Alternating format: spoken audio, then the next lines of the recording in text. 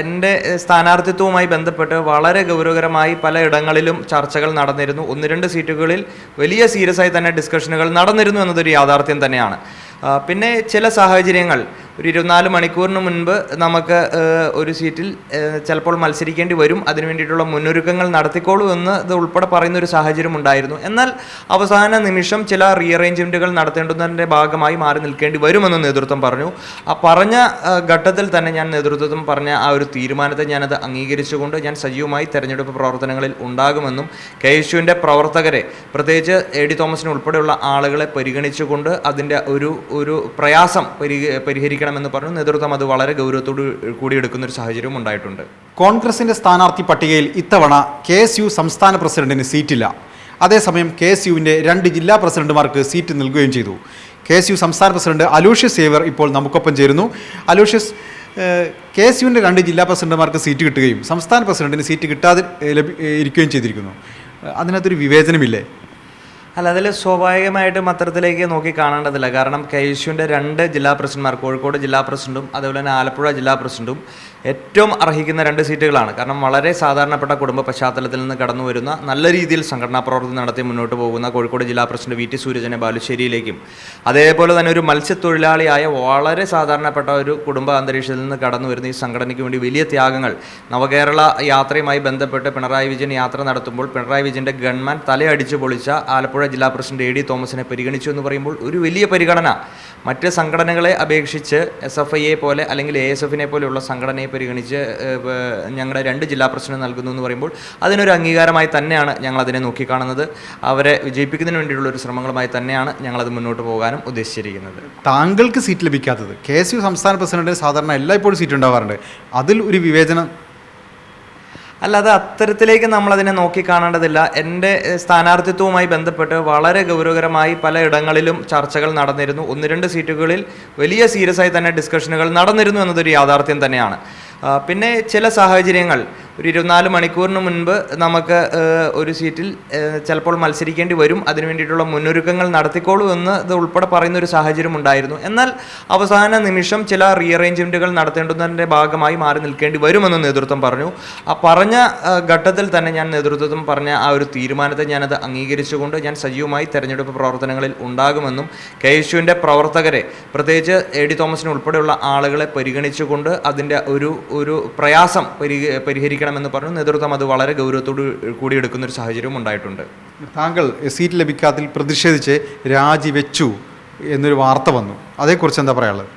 അല്ല, സ്വാഭാവികമായിട്ടും ഈ സ്ഥാനാർത്ഥിത്വവുമായി ബന്ധപ്പെട്ട് 2-3 ദിവസങ്ങളിൽ മാധ്യമങ്ങളിൽ വന്ന വാർത്തകളെല്ലാം നമ്മൾ പരിശോധിക്കുകയാണെങ്കിൽ കേരളത്തിൽ 55 സീറ്റ് പ്രഖ്യാപിച്ചതിന് ശേഷം പിന്നെ ഒരു കോൺഗ്രസിൻ്റെ സ്ഥാനാർത്ഥിത്വവുമായി ബന്ധപ്പെട്ട് വലിയ ിലേക്കുള്ള ഒരു മൂടുപടലം സൃഷ്ടിക്കുന്ന തരത്തിലേക്കുള്ള ഒരു ശ്രമങ്ങളെല്ലാം മാധ്യമങ്ങളുടെ ഭാഗത്തു നിന്നുണ്ടായി എന്നുള്ളൊരു യാഥാർത്ഥ്യമാണ്.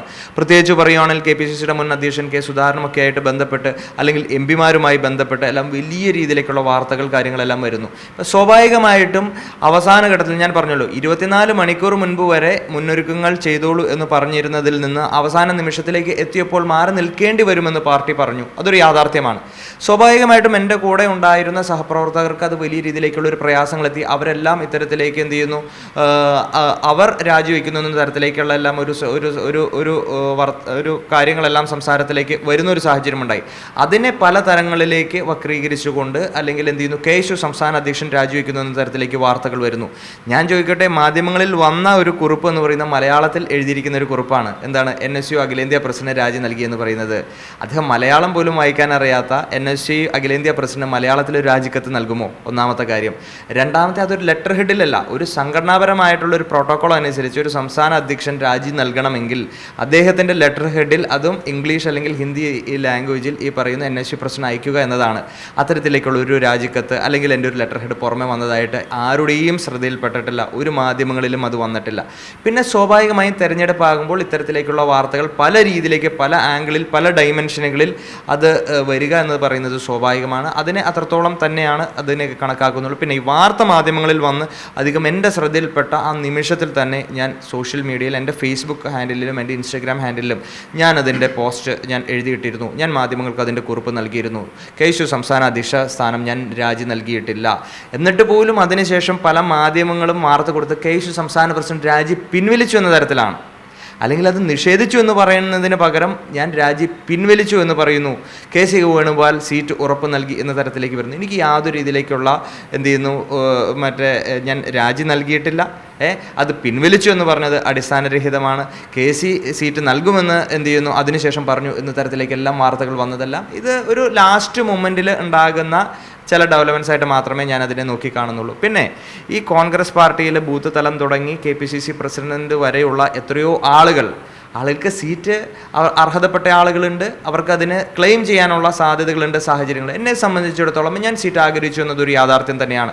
കാരണം സ്വാഭാവികമായും KSU പ്രസിഡന്റ്മാർക്ക് സീറ്റുകൾ നൽകുന്ന ഒരു കീഴ്വഴക്കമുണ്ടായിരുന്നു. അതോടൊപ്പം നല്ല രീതിയിൽ പെർഫോം ചെയ്തൊരു KSU പ്രസിഡന്റ് ആണെന്നതിനെപ്പറ്റി കൃത്യമായിട്ടുള്ളൊരു ബോധ്യം എനിക്കുമുണ്ട്, എൻ്റെ നേതൃത്വത്തിനുമുണ്ട്.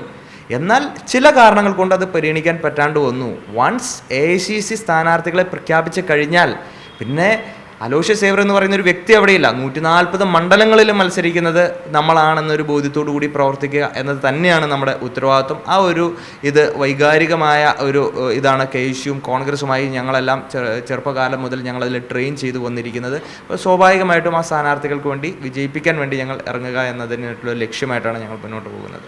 PD സതീശൻ താങ്കളുടെ സ്ഥാനാർത്ഥിത്വം ഒഴിവാക്കാൻ ശക്തമായി ഇടപെട്ടു എന്നൊരു വിവരം വലിയ കാര്യമായിട്ട് തന്നെ പുറത്തുണ്ട്.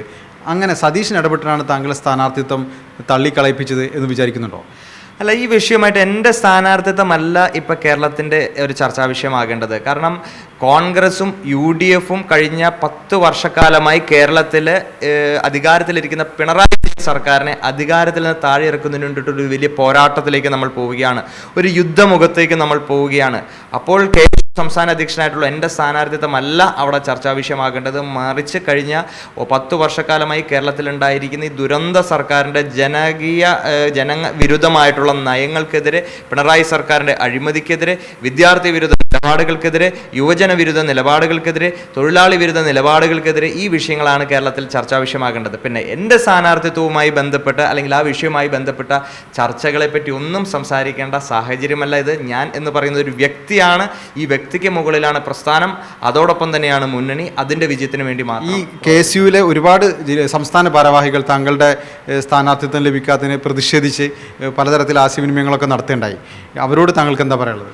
അല്ല, സ്വാഭാവികമായിട്ട് ഞാൻ പറഞ്ഞല്ലോ, KSUവിന് കിട്ടിയ ഒരു വലിയ അംഗീകാരമാണ് KSUവിൻ്റെ 2 ജില്ലാ പ്രസിഡന്റ്മാർക്ക് സ്ഥാനാർത്ഥിത്വം ലഭിച്ചു എന്നത്. അത് വലിയ സ്നേഹത്തോടും അതിനോടുള്ള കടപ്പാടി പ്രസ്ഥാനത്തോട് ഞങ്ങൾ പറയുകയാണ്.